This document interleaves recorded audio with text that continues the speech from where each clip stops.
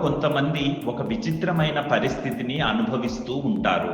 మరీ ముఖ్యంగా మహిళలైతే బయటికి చెప్పుకోలేక అంతర్మథనం చెందుతుంటారు. అదేంటంటే కొందరికి తుమ్మినా దగ్గినా మూత్రం కొంచెం కొంచెం లీక్ అవుతూ ఉంటుంది. బాగా దగ్గినా, తుమ్మినా లేదా బరువులను ఎత్తడం వంటి పనులు చేసినా లేదా మరేదైనా ఇతర ఒత్తిడిలో ఉన్న మన శరీరంలో కటి ప్రాంతంలో ఉన్న కండరాలు బలహీనపడడం వల్ల మూత్రం పడుతుంది. ఇది ఎక్కువగా పురుషుల కంటే స్త్రీలలో జరుగుతూ ఉంటుంది. ప్రధానంగా ఉద్యోగాలు చేసే మహిళలు ఈ పరిస్థితిలో ఎంతో ఇబ్బంది పడుతుంటారు.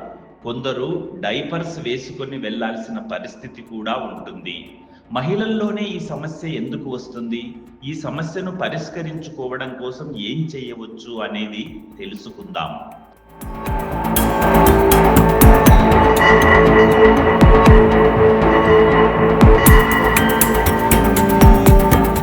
మహిళలు సాధారణంగా పిల్లలకు జన్మనిస్తారు. ప్రసవ సమయంలో శరీరంలోని కటి భాగం దెబ్బతినడం వల్ల పొట్టపైన ఒత్తిడి పెరగడం వలన ఊబకాయం సమస్యతో ఉన్నవారికి, గర్భసంచి తొలగించిన మహిళలకు దగ్గినప్పుడు, తుమ్మినప్పుడు, బాగా బరువులు మోసినప్పుడు మూత్రం పడుతుంది.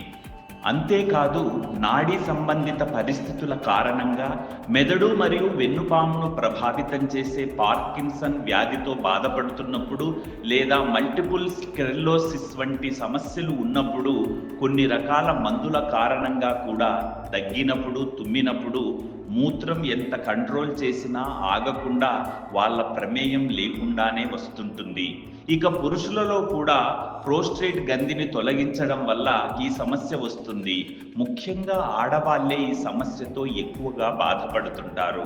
అయితే ఈ యూరోగైనకాలజీ సమస్య విషయంలో మహిళలు నిర్లక్ష్యం చేయడం మంచిది కాదని డాక్టర్లు చెబుతున్నారు. ఇక ఈ సమస్యను పరిష్కరించుకోవడం కోసం ముఖ్యంగా మహిళలు తమ జీవన శైలిని మార్చుకోవాల్సి ఉంటుందని వైద్యులు సూచిస్తున్నారు. అదేంటంటే ప్రధానంగా తీసుకునే ఆహారం ఆరోగ్యకరమైనదిగా ఉండాలి. ద్రవ పదార్థాల వినియోగం మంచిది. కెఫిన్ వంటివి తగ్గించాలి. శరీరానికి అవసరమైన వ్యాయామం క్రమం తప్పకుండా చేయాలి. అధిక బరువులు ఎత్తకుండా జాగ్రత్త పడాలి.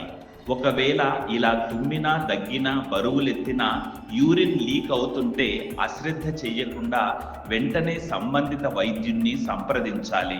ఏమవుతుందిలే అని నిర్లక్ష్యం చేస్తే పెద్ద ప్రమాదమే వాటిల్లవచ్చు. కాబట్టి ఇలాంటి మూత్రం లీక్ అయ్యే పరిస్థితి కొన్ని రోజులుగా కొనసాగుతుంటే వైద్యులను కలిసి వారి సలహాలను, సూచనలు తీసుకొని మెడిసిన్ వాడండి. ఆందోళన చెందకుండా ప్రశాంతంగా ఉండండి.